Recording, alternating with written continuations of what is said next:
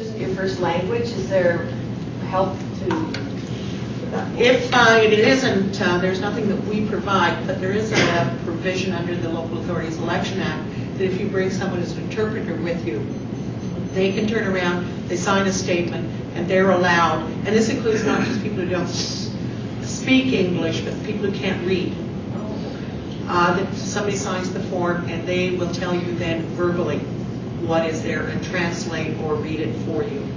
So those provisions are there. There's also provisions for people who are handicapped and unable to mark their own ballot because they may be they not have any hands and paraplegics, and that they can't mark their own. And there's provisions they can bring a friend with them, or the deputy at the voting station can act as a friend and mark the ballot for them.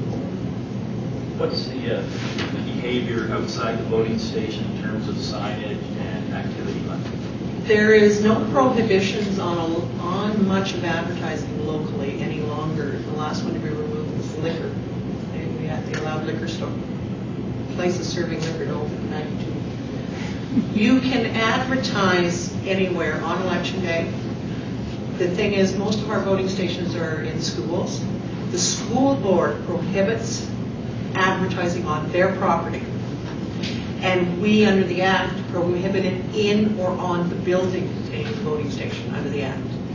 But if it's on the boulevard, that's city property, and as long as you're not breaking the sign bylaw, that's allowed.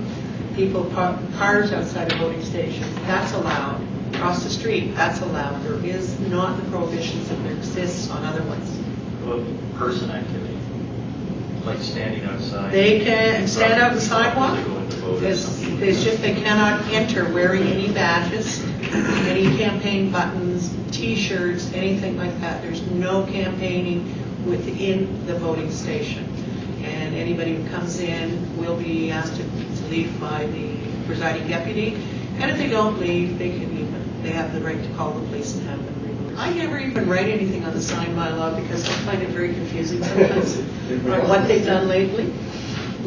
And actually, we get them to do it because they've got the latest amendments. And we do not enforce the sign bylaw because we don't have any bylaw enforcement powers within the election. So that is totally within the bylaw area. And if there's complaints that we get, we just have them call bylaw enforcement because we are not involved. And it depends on, they give us extracts in this book that we provide to anybody who's looking at running.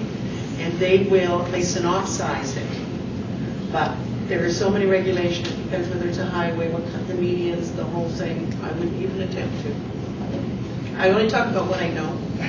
Brochures, can they be targeted for different parts of the city, or do they all have to be? You can do whatever you want that way. The only prohibition is you cannot use a facsimile of the ballot. So you can't list, these candidates' names and put an X beside your name. That is not allowed, but you can use your name alone with an X, but you can't use a facsimile of the ballot. That is the only prohibition in the Election Act. The Election Act is a provincial act. It's provincial, but it's not the election one, it's the local authorities. The Election Act, the one called the Election Act, regulates provincial elections. And ours is the Local Authorities Election Act. Oh, okay. That's municipal. Yeah, you get the wrong one. It's $9, I believe, from Queen's Printer right now.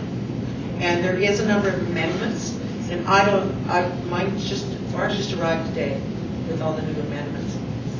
And there's also going to be a City of Calgary amendment to City of Calgary election regulations that has been, we're waiting for the province to pass, that is going to cross things that they didn't do too well in the amendments that don't work in cities. Because the Act covers everybody. Are the boards changing? There's going to be a change in 3 wards. Ward 3, Ward 4, and Ward 9. Those do not come into effect until Election Day. But if anybody is looking at those areas, they can get a copy of the bylaw, because it's all passed, from records at city clerks, and get it there.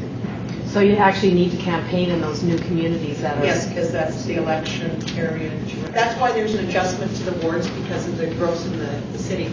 And it's somewhat unpredictable. Even though we try to make them last, there's always some band-aid measures that are applied in. We try to make them last 3 elections. And 2001 was the last major review.